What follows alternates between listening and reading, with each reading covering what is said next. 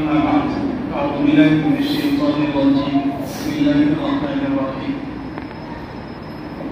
الذي خلق الموت والحياة ليبلوكم أيكم أحسن عملا صدق الله العظيم. محترم دوستوں اور بزرگوں، یہ دنیا یہ چند روزہ زندگی جو تقریباً 50 سے لے کر 60-70 سال کا وقفہ ہے، یہ اللہ تبارک و تعالیٰ نے جو ہمیں عطا کیا ہے وہ ہمارے امتحان اور ہماری آزمائش کے لیے، ہماری جانچ کے لیے ہے۔ اللہ تعالیٰ یہ دیکھنا چاہتے ہیں کہ میرا بندہ میری دی ہوئی زندگی کو میرے احکام اور میرے پیارے حبیب حضرت محمد مصطفیٰ صلی اللہ علیہ وسلم کے طریقے کے مطابق گزارتا ہے یا پھر اس سے ہٹ کر زندگی گزارتا ہے۔ گویا یہ پورا دورانیہ ایک امتحان کا ہے، اور اس امتحان میں جو کامیاب ہوگا اسے اللہ تبارک و تعالیٰ جنت سے نوازیں گے اور اپنا انعام و اکرام اسے عطا فرمائیں گے، اور جو ناکام ہوگا اس کے لیے جہنم ٹھکانا ہے اور اسے عذاب میں رہنا پڑے گا۔ اللہ تبارک و تعالیٰ کی طرف سے سخت عذاب ہوگا۔ اس چند روزہ زندگی میں مختلف قسم کی آزمائشیں آتی رہتی ہیں اور مسلسل آتی رہے گی، لیکن ان آزمائشوں پر ہمیں صبر سے اور برداشت سے کام لیتے ہوئے ڈٹ کر اس کا مقابلہ کرنا ہے، اور ہمیں اپنے شریعت پر مکمل طور پر جمے رہنا ہے۔ اصل میں یہ پوری زندگی اللہ تبارک و تعالیٰ کی دی ہوئی امانت ہے، یہ خدا کی امانت ہے، جب چاہیں اسے لے سکتے ہیں۔ ہم اس سلسلے میں کچھ کہہ نہیں سکتے۔ قرآن کریم میں ہے الذی خلق الموت والحیاۃ لیبلوکم ایکم احسن عملا، کہ اللہ تبارک و تعالیٰ وہ ہے جس نے زندگی اور موت کو بنایا تاکہ تمہیں آزمائے کہ تم میں سے کون سے لوگ اچھے اعمال کرتے ہیں اور کون سے لوگ ایسے ہیں جو اچھے اعمال نہیں کرتے۔ اسی طرح دوسری جگہ قرآن کریم میں اللہ تبارک و تعالیٰ نے ارشاد فرمایا انما كان قول المؤمنين اذا دعوا الى الله ورسوله ليحكم بينهم ان يقولوا سمعنا واطعنا، کہ مومنین کی زبان اور مومنین کی بات تو یہ ہونی چاہیے کہ حضور اکرم صلی اللہ علیہ وسلم جب ان سے کوئی بات کہے تو وہ کہے ہاں ہم نے سنا اور ہم اس کی اطاعت کریں۔ اور دوسری جگہ ہے لقد كان لكم في رسول الله اسوة حسنة، کہ یقیناً تمہارے لیے حضور اکرم صلی اللہ علیہ وسلم کی زندگی نمونہ ہے۔ ان تمام آیتوں سے یہ بات ہمیں معلوم ہوتی ہے کہ ہمارے لیے نمونہ حضور اکرم صلی اللہ علیہ وسلم کی زندگی ہے، اور ہمیں حکم دیا گیا ہے کہ ہم اسلامی تعلیمات کی مکمل طور پر پیروی کریں اور اللہ کے احکام اور نبی صلی اللہ علیہ وسلم کے طریقے کے مطابق زندگی گزاریں۔ یہ تو وہ احکام ہیں جو قرآن کریم میں اللہ تبارک و تعالیٰ نے دیے۔ آئیے اب ہم چلتے ہیں دنیاوی نقشے پر نظر ڈالتے ہیں، عالمی سطح پر پورے ملک کے حالات پر نظر ڈالتے ہیں، تو ہمارے سامنے یہ بات نکل کر سامنے آتی ہے کہ پوری دنیا میں اس وقت مسلمانوں کو الگ الگ طریقے سے کوشش کر کے اس طرح پریشان کیا جا رہا ہے کہ ان کی مذہبیت باقی نہ رہے، وہ اپنے مذہب کو چھوڑ دیں یا کم از کم مذہب کو ماننے میں کمزور پڑ جائے۔ ہمارے جو احکام ہیں، شرعی احکام ہیں، ان میں سے بعض ایسے ہیں جن کا درجہ فرض کا ہے، بعض ایسے ہیں جن کا درجہ واجب کا ہے، بعض ایسے ہیں جن کا درجہ سنت کا ہے اور مستحب کا ہے اور نفل کا ہے۔ لیکن ہمارے سامنے ایسا نقشہ پیش کیا جا رہا ہے کہ ہم ہر چیز کو یہ سمجھ لیں کہ چلو کر لیں گے تو چلے گا، نہیں جب نہیں کریں گے تو نہیں، یعنی ہلکے میں ہم سب چیزوں کو لے رہے ہیں۔ ایسا ماحول بنایا جا رہا ہے یہ اس وجہ سے کہ ہم نے جو دین سے وابستگی ہے، دین سے ہمارا جو تعلق ہے وہ ختم ہو جائے، اور جب کنیکشن ختم ہو جاتا ہے، جب بجلی چل رہی ہے، بجلی کے اندر جب کنیکشن ختم ہو جائے گا، مین پاور ختم ہو جائے گا، تو پہلے کیا ہوگا، دھیرے دھیرے اس کا وولٹیج کم ہوگا، पावर कम आएगा तो वोल्टेज कम आएगा, कम काम करेगा इलेक्ट्रॉनिक सामान, या धीरे धीरे वो काम करना बंद कर देगा। इसी तरह हमारा ईमानी जो जज्बा है, हमारी ईमानी जो मजबूती है, हमारा अकीदा जो मजबूत है, उस मजबूती को ख़त्म किया जा रहा है ताकि धीरे धीरे हम नाम के मुसलमान रह जाए लेकिन काम के ना।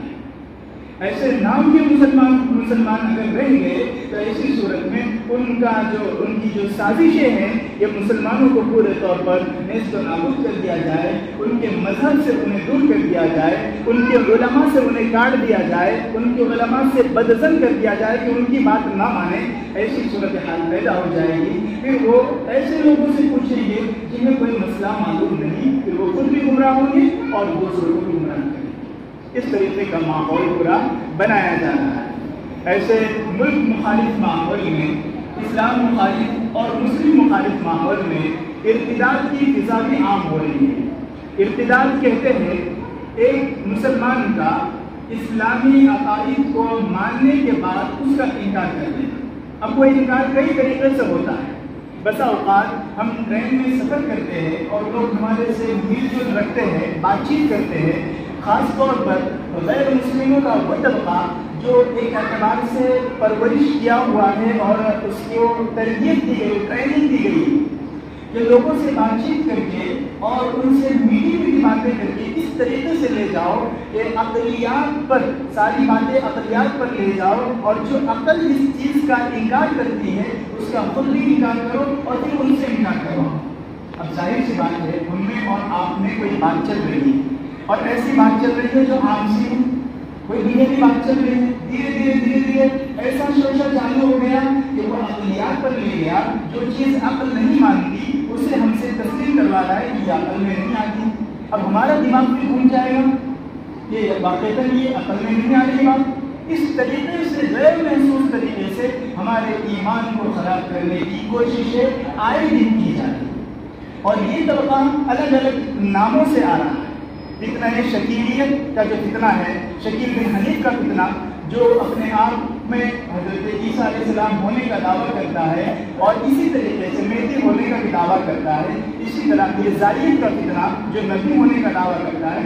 ये सब फितने से जो मुतासिर लोग हैं वो लोग दूसरों पर काम कर रहे हैं और गैर मुस्लिम ताकतों में से जो लोग इस्लाम को मिटाना चाहते हैं और उसके खिलाफ RSS की जो मुनज़्ज़म तंजीमें हैं, मुख्तलिफ किस्म की ज़ैली तंजीमें जिन्हें मजहबी एतबार से लोगों को गुमराह करने का काम दिया गया है, वो लोग भी इस काम में मुस्तकिल तौर पर लगे हुए हैं। ऐसे माहौल में और ऐसे बारीक काम में, ऐसे बारीक मामले में हमें वो उलझा देते हैं जिन्हें हम ऐसे मामूली समझते हैं और वो इकरार करते चले जाते हैं या इनकार करते चले जाते हैं हम, और इस तरह गैर महसूस तरीके से हम ईमान से निकल जाते हैं। और बाज़ मरतबा हमें हमारे ही दीनी मामला को लेकर के तलाक का मसला हो या फिर हलाले का मसला हो या शरई एतबार से ताअद्दुद अज़वाज का, यानी मुख्तलिफ किस्म 4 शादियाँ जो इस्लाम में जायज़ है उसका मसला हो, इस तरीके से अलग अलग मसाइल को हमारे सामने पेश करके उसे ज़ालिमाना बताया जाता है कि ये औरतों के हुकूक की खिलाफ वर्जी, औरतों पर जुल्म, औरतों के साथ नाइंसाफ़ी है। इस तरीके से हमारे सामने उसे पेश किया जाता है कि हम लोग खुद उनके झांसे में आ जाते हैं और हम हाँ करते चले जाते हैं, उनके यहाँ मिलाने के चक्कर में या ताल्लुकात सही रखने के चक्कर में हम अपने ईमान का सौदा कर रहे हैं। अब इन चीज़ों को, इन हालात को आप उस हदीस से समझिए जिस हदीस में हुज़ूर सल्लल्लाहु अलैहि वसल्लम ने फरमाया था, आपने सुन रखा होगा बारहा, एक ज़माना ऐसा आएगा कि आदमी अपने घर से सुबह में मुसलमान होकर निकलेगा और जब घर से वापस शाम में आएगा तो वो ईमान का सौदा कर चुका। अब सोच लीजिए इस तरीके से अगर ट्रेनिंग दे करके और इस तरीके से जो अलग तौर पर अगर लोगों को उलझाया जाए तो हर वो शख्स जिसका ईमान मजबूत नहीं होगा, जिसकी मालूमात मजबूत नहीं होगी, जिसको पक्की दीनी मालूमात बुनियादी जो होना चाहिए वो नहीं होगी, वो आदमी यकीनी तौर पर गुमराह हो जाएगा। और ऐसे दिखने से हम जैसे बहुत से लोग मुतासिर हो रहे हैं और बदतरीन लोग इर्तिदाद की तरफ जा रहे हैं। اور سائنسی چیزوں کو لا کر عقلیات کو لا کر کے یہ کہا جاتا ہے کہ فلاں فلاں چیز جو ہے سائنس کی ایجاد ہے اور فلاں فلاں چیز کو عقل مانتی ہے اسے مانو اور فلاں چیز کو عقل نہیں مانتی لہٰذا اسے مت مانو. ایسا کر کے ہم کو عقلی طور پر شریعت کو لے کر چلنے والا بنایا جاتا ہے. جبکہ ہماری شریعت میں یہ حکم ہے کہ اللہ تبارک و تعالیٰ کا جو حکم دیا گیا ہے عقل میں آئے سمجھ میں آئے یا نہ آئے تمہیں بس چلنا ہے. اور حضور اکرم صلی اللہ علیہ وسلم کی زندگی تمہارے لیے نمونہ ہے. جس طرح انہوں نے زندگی گزاری اسی کے مطابق تمہیں زندگی گزارنا ہے چاہے تمہاری سمجھ میں آئے چاہے نہ آئے. اگر زیادہ عقلی گھوڑے دوڑاؤ گے تو ایسی صورت میں راہ راستے سے بھٹک جاؤ گے اور راہ راست سے بھٹکو گے تو پھر جہنم کی راہ پر چل پڑو گے. تو بہرحال یہ فتنے چل رہے ہیں. ایک تو یہ فتنہ ہوا. ایسے ماحول میں ایسے فتنوں سے مقابلہ کرنے کے لیے ہمیں کرنا کیا ہے؟ ہمیں صحیح معلومات حاصل کرنی ہے, دینی صحیح جانکاری حاصل کرنی ہے. اگر آپ کہیں گے کہ ہمارے پاس معلومات نہیں ہے, ہماری عمر ہو چکی اور ہمیں پتہ نہیں ہے, اللہ تبارک و تعالیٰ معاف فرمائیں گے, تو یاد رکھیے آپ جو بنیادی علم ہے جس سے حلال حرام کی تمیز ہو, عقائد کا معاملہ ہو, اس میں کسی طرح کی معافی نہیں ہے.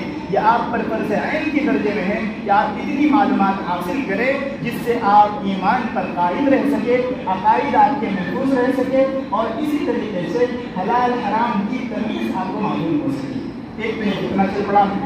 لہٰذا اس سے مقابلہ کرنے کے لیے ہمیں صحیح معلومات حاصل کرنے کی پڑے گی. اگر ہم مدارس سے جڑے ہوئے تو مدارس سے جڑ کر کتابیں پڑھنا جانتے ہیں تو علماء کی رہنمائی لے کر کتابیں پڑھیں اور اس سے معلومات حاصل کریں, یا جہاں پر سمجھ میں نہ آئے ہم علماء سے پوچھ کر کے رہنمائی حاصل کریں. جو صحیح معتبر علماء ہیں ان سے آپ پوچھ کر کے آپ اسے حاصل کریں.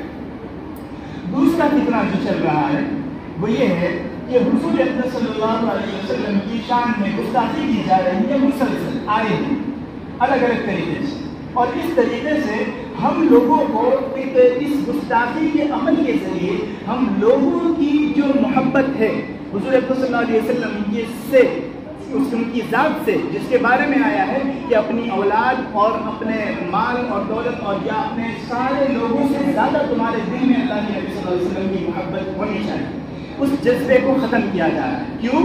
اس وجہ سے یہ ظاہر سی بات ہے جب جذبہ ختم ہو جائے گا تو اس کے بعد ان کے طریقے سے انہیں ہٹانا آسان ہو جائے گا. جب ہم کسی سے محبت کرتے ہیں تو ہم ان کی غلط بات کو بھی صحیح قرار دیتے ہیں. ان کی کوئی غلط بات ہمارے سامنے آتی تو ہم اس میں تعبیر کرتے کہ نہیں انہوں نے ایسا سوچ کے کیا ہوگا, انہوں نے ایسا کیا ہوگا, لیکن آپ کی سمجھ نہیں آ رہا. اسی طرح حضور اکرم صلی اللہ علیہ وسلم کی سے جو ہمارا رشتہ ہے محبت کا, وہ اسلامی محبت کا, وہ جذبہ کو ختم کرنا چاہتے ہیں تاکہ ہمیں ان راہوں سے ہٹانا آسان ہو سکے. یہ بہت بڑی سازش ہے. اس کے لیے وہ مختلف کرائے کے ٹرکٹروں کو پال رکھا ہے اور انہیں سامنے لایا جاتا ہے کرایہ کچھ پیسے دے کر کے تاکہ وہ رسول صلی اللہ علیہ وسلم کی شان میں گستاخی کریں. ایسے ماحول میں ہمیں حضور صلی اللہ علیہ وسلم کی تعلیمات پر خود بھی عمل کرنا ہے اور دوسروں کو بھی ابھارنا ہے, اور جتنا زیادہ اس میں شدت آئے ہمارے اعمال مزید بڑھتے ہیں. لیکن دیکھا یہ جا رہا ہے کہ ہم آئے دن حضور صلی اللہ علیہ وسلم کے طریقے سے دور ہوتے جا رہے ہیں. اسی وجہ سے لوگوں کو موقع مل رہا ہے, ہم مساجد سے دور ہو رہے ہیں, اسی وجہ سے اوقاف کے مسائل اٹھ رہے ہیں. اور بھی بہت سارے دوسری وجوہات ہو سکتی ہے, لیکن اگر ہم مکمل طور پر مضبوطی کے ساتھ اتحاد کے ساتھ رہیں اور مساجد سے جڑے رہیں, دین پر مکمل طور پر کاربند رہیں, تو انشاءاللہ یہ ہمارا اتحاد اور یہ ہماری اجتماعیت بہت سے فتنوں کو دبا دے گی. اس وجہ سے ضرورت ہے اس بات کی کہ حضور صلی اللہ علیہ وسلم کے طریقے کو اپنی زندگی میں لایا جائے, ان کی تعلیمات کو اپنی زندگی کا حصہ بنایا جائے, اسے معمولی نہ سمجھا جائے اور بدعت اور خرافات سے بچا جائے. اسی طریقے سے ایک طبقہ وہ ہے جو صحابہ کرام رضوان اللہ علیہ اجمعین کی شان میں گستاخی کرتا ہے. وہ بھی اس وجہ سے کرتا ہے تاکہ کسی طریقے سے جو مذہبی لوگ ہیں, جو ایک دم مضبوط لوگ ہیں, صحیح طور پر جو رائے راست پر لوگ ہیں, ان کے دل میں ایک اعتبار سے کدورت آ جائے, ان کے دل میں گندگی پیدا ہو جائے, صحابہ کرام سے بدظنی پیدا ہو جائے، اس لیے وہ الگ الگ طریقے سے الگ الگ شوشوں سے صحابہ کرام رضوان اللہ علیہ اجمعین پر جو ہے تان و تشریح کرتے ہیں اور ان کی شان میں گستاخیاں کرتے ہیں۔ لہذا ہمیں ہر فتنے کو سمجھنا ہے اور حساس رہنا ہے، ان کا مقابلہ کرنا ہے اور ان کے جو مقابلے کی جو چیزیں ہیں ان کو فوری طور پر عمل میں لانا ہے۔ اگر ہم ایسا نہ کیے تو دن جیسے جیسے گزرتا جائے گا ویسے ویسے فتنوں کی نئی نئی شکلیں وجود میں آتی جائے گی اور پھر وہ چاروں طرف سے گھیر لیں گے۔ پھر ایک وقت ایسا آئے گا کہ ہم اس میں سے نکلنا چاہیں گے تو نکلنے کے لیے ہمیں الگ الگ سہاروں کی ضرورت پڑے گی۔ سہارا لے کر اٹھیں گے پھر واپس بیٹھ جائیں گے، پھر سہارا لے کر اٹھیں گے پھر بیٹھ جائیں گے۔ اس طریقے سے ہمارے لیے بہت دشوار، اس لیے جتنا جلدی ممکن ہو سکے ہم جہاں تک جا چکے لیکن اب واپسی کا راستہ اختیار کرنا ہے، ورنہ منزل جتنی دور ہوگی اتنا زیادہ ہمیں آنے میں، واپس آنے میں، دین اسلام کی طرف آنے میں اور اسلام سے جڑنے میں، اللہ کے احکام پر نبی صلی اللہ علیہ وسلم کے طریقے کے مطابق چلنے میں مزید دشواریاں بڑھتے جائیں گی۔ یہ دو فتنے بتائے۔ تیسرا فتنہ، چنانچہ تیسرا فتنہ ہے اوقاف کا مسئلہ۔ اوقاف اصل میں کہتے ہیں اللہ تبارک و تعالیٰ کی ملکیت کو۔ بندے کے پاس جتنے مال ہے، جتنا بھی مال ہے وہ سب اللہ تعالیٰ کا دیا ہوا، اللہ تعالیٰ کی دی ہوئی امانت ہے۔ بندہ اسے اپنے استعمال میں لاتا ہے، لیکن ثواب کی خاطر وہ کہتا ہے کہ میں نے اسے اللہ کے لیے وقف کر دیا، اللہ تبارک و تعالیٰ کی رضا کے لیے، اللہ تعالیٰ کے رضا حاصل کرنے کے لیے میں نے اسے وقف کر دیا، اللہ کے نام پر دے دیا۔ ایسے اوقاف جس پر بندے نے یہ کہہ دیا وہ وقف کہلاتا ہے۔ اور ایسے اوقاف میں ہمارے پاس میں مساجد، مدارس، قبرستان، جنازہ گاہ، عیدگاہ اور اسی طریقے سے وقت کی بہت ساری پراپرٹی اور بہت ساری چیزیں ہیں۔ بہت ساری دکانیں بھی ایسی ہیں جو اوقاف کی ہیں، بہت ساری جو تاریخی عمارتیں ہیں وہ بھی اوقاف کی ہیں۔ اب جب تک وہ زمین پر برقرار رہتی ہے، وہ جس وقت تک دنیا قائم رہے گی، جس وقت سے کہا گیا اس وقت سے لے کر وہ وقت کا ہی ہوگا۔ وقت ہو گیا اب وہ وقت کا ہی رہے گا، اس میں تبدیلی کی گنجائش نہیں ہے، وہ ہمیشہ کے لیے وقت ہو گیا۔ اسے بندہ کے اس کہنے کے بعد، وقت کرنے کے بعد اسے ذاتی استعمال میں اسے لانے کی اجازت نہیں ہے۔ یہ بات آپ سمجھ لیے وقت کسے کہتے ہیں۔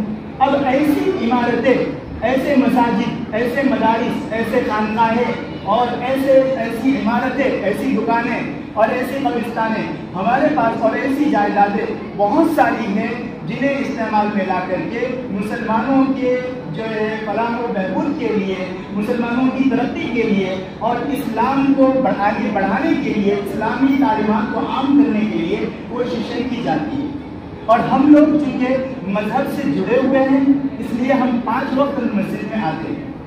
مندر میں اور دیگر جو عبادت گھر ہے ان میں ایسا معاملہ نہیں، ہم عبادت سے جڑے ہوئے اس لیے ہمارا آنا جانا ہر جگہ رہتا ہے۔ قبرستان ہو، اوقاف کی دوسری چیزیں ہوں، وہاں پر ہمارا آنا جانا رہتا ہے اور وہ ہمارے استعمال میں آتی ہے۔ بعض ایسی مساجد ہیں جو ہے تو اوقاف کی لیکن ان کو حکومتی پابندی کی وجہ سے بند کر دیا گیا، وہ استعمال میں نہیں آتی، لیکن ان کے علاوہ چیزیں استعمال میں آتی۔ اب یہ سوچئے کہ جب اگر یہ سب کا قبضہ ان کے ہاتھ میں آ جائے گا تو اگر آپ کے استعمال میں لانے کے لیے آپ کو ٹیکس دینا پڑے گا۔ یہ سب جو ہے تاریخ کا مطالعہ کر کے یہ سب چیزیں کی جا رہی ہے منظم طور پر۔ آپ نے روس وغیرہ کی تاریخ اگر پڑھی ہو تو آپ کو اس حوالے سے بہت ساری کتابیں مل جائیں گی نیٹ پر جو دستیاب ہے، جو ابھی عام ہوئی ہیں، ان میں یہ لکھا ہوا ہے کہ وہاں کی حکومتوں نے سب سے پہلے لوگوں کو اسلام سے کاٹنے کے لیے سب سے پہلے ان پر الگ الگ طریقے سے پابندیاں آئی تھیں۔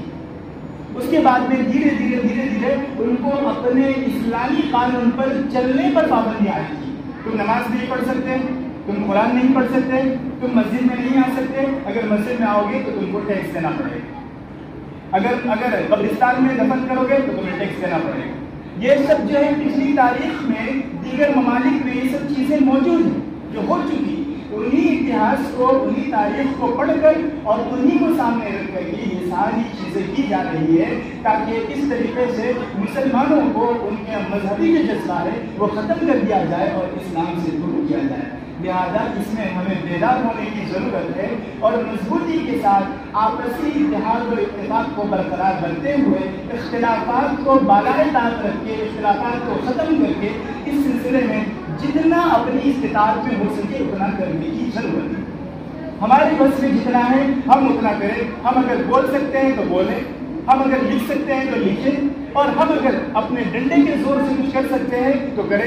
قانونی طور پر ہم کچھ پیروی کر سکتے ہیں، وکیلوں وغیرہ کے ذریعے سے بات کچھ کہلوا سکتے ہیں تو وہاں پر کریں۔ یعنی جتنی جس کے بس میں کوشش ہے وہ کرے اور نتیجہ اللہ پر چھوڑے۔ انشاءاللہ اگر سب کی کوششیں رہی اور اتحاد کے ساتھ رہی تو انشاءاللہ باقی کی سازشیں کبھی بھی کامیاب نہیں ہوگی۔ اسی طریقے سے ہندو مسلم کا ایک میل جول ہمارے ملک میں شروع سے رہا ہے، لیکن اس کو ختم کرنے کے لیے پچھلی تاریخ کو پڑھ کر کے یہ کیا جا رہا ہے کہ پہلے ان کو اکسایا جا رہا ہے کہ یہ تمہارے دشمن، یہ تمہارے خلاف نہیں کرتے، وہ کرتے ہیں۔ اور اس طریقے سے جب وہ بھڑک اٹھتے ہیں اور ان کے خلاف کرتے ہیں ان میں بھی شدت آ جاتی ہے۔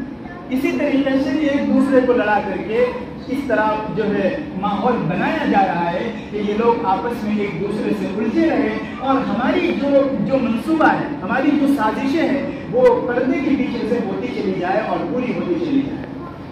اور اس سازش کے تحت لوگوں کو تقسیم کر کے، لوگوں کو الگ الگ برادریوں میں، لوگوں کو الگ الگ فرقوں میں اور ہندو مسلم میں اور سکھ عیسائی میں تقسیم کر کے یہ کیا جا رہا ہے کہ دجالی سازشوں کو آگے عام کیا جا رہا ہے۔ دجالی سازشیں کیا ہیں؟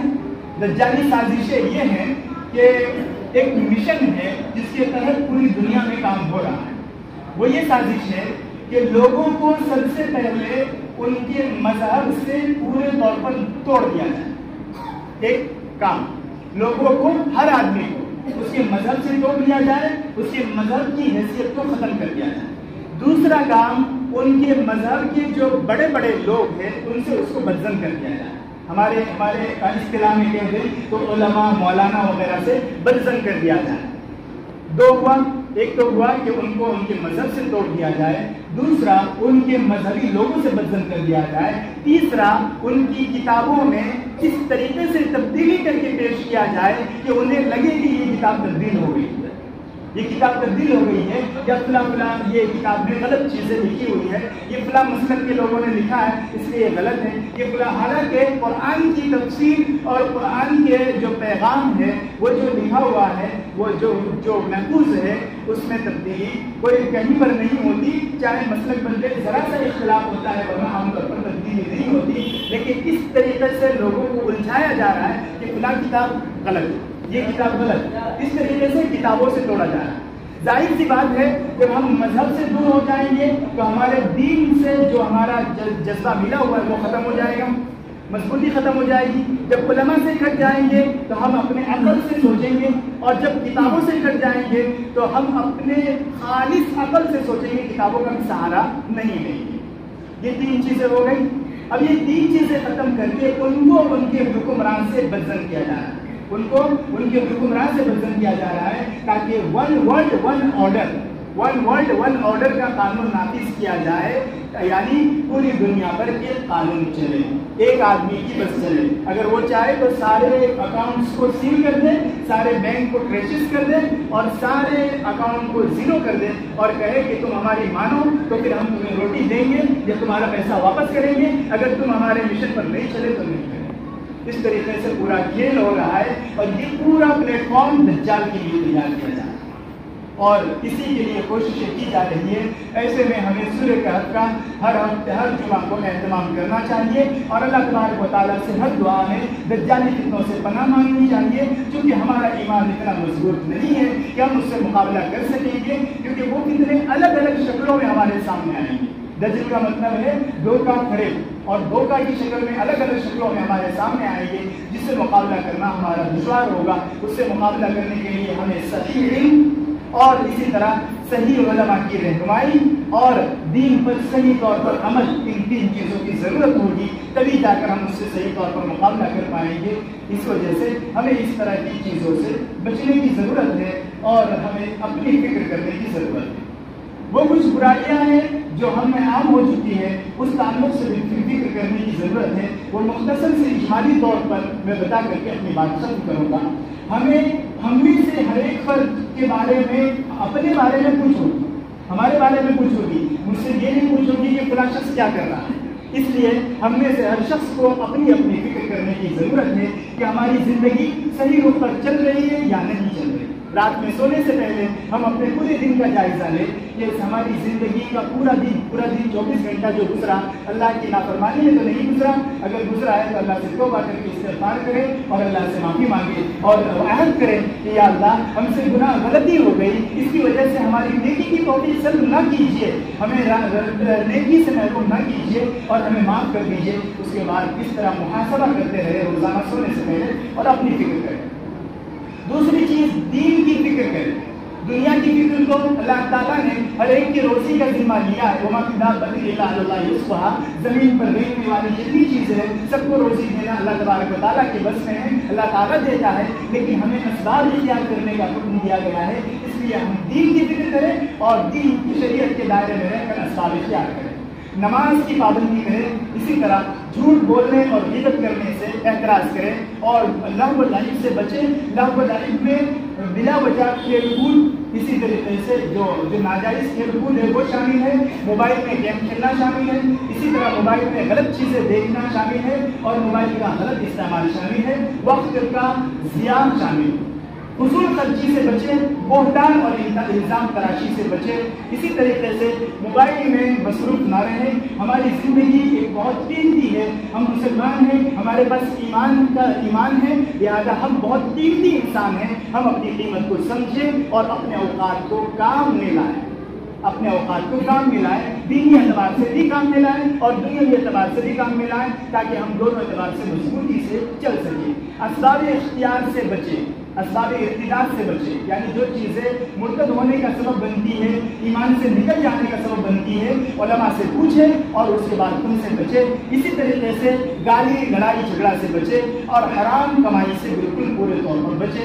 آج کل جو ہے الگ الگ شیئر مارکیٹس اور الگ الگ بٹ کوائن اور دوسری جو ڈیجیٹل کرنسی اور دوسرے پلیٹ فارم کے ذریعے سے لاک ڈاؤن کے بعد سے ہمارے درمیان سود کی ایسی شکلیں آ چکی ہے کہ یہ پتہ کرنا مشکل ہوتا ہے کہ یہ سود کا ہے یا صحیح، یہ مشتبہ مال ہے یا حلال مال ہے۔ اس وجہ سے حرام مال سے بھی بچیں اور مشتبہ مال سے بھی بچیں، جس کے بارے میں شک شبہ ہو اسے چھوڑ دیں۔ اگر ہماری کمائی حلال ہوگی، ہمارا لقمہ حلال ہوگا تو ہمیں توفیق بھی صحیح ہوگی اور اللہ تبارک و تعالیٰ کی ہم کی عبادت بھی قبول ہوگی۔ اسی طرح مشتبہ مال سے بھی بچیں، اسی طرح حقوق کے دوسروں کے حقوق وغیرہ کے تعلق سے بھی بچیں، جن کے حقوق ہمارے ذمے ہیں انہیں ادا کریں۔ اور اسی طریقے سے قربانی، زکوٰۃ اور حج اگر ہم پر واجب ہے تو اسے ادا کرنے کی کوشش کریں۔ اللہ تبارک و تعالیٰ سے دعا ہے کہ اللہ تعالیٰ ہمیں حقوق العباد کے ساتھ ساتھ حقوق اللہ کی ادائیگی کی فکر کرنے کی توفیق عطا فرمائے اور ہمارے ایمان کو صحیح سلامت رکھے اور اوقات کی جتنی جائیداد ہے ان تمام کو محفوظ رکھے، باطل سازشوں کو ناکام کرے اور ہم سب میں سے ہر ایک کو دین سے مضبوطی کے ساتھ رشتہ قائم رکھنے کی توفیق عطا فرمائے۔ ہم میں سے ہر ایک کو حسن خاتمہ کی دولت سے مالا مال فرمائے، اپنی رضا اور محبت نصیب فرمائے۔ آمین۔ وآخر دعوانا الحمد للہ۔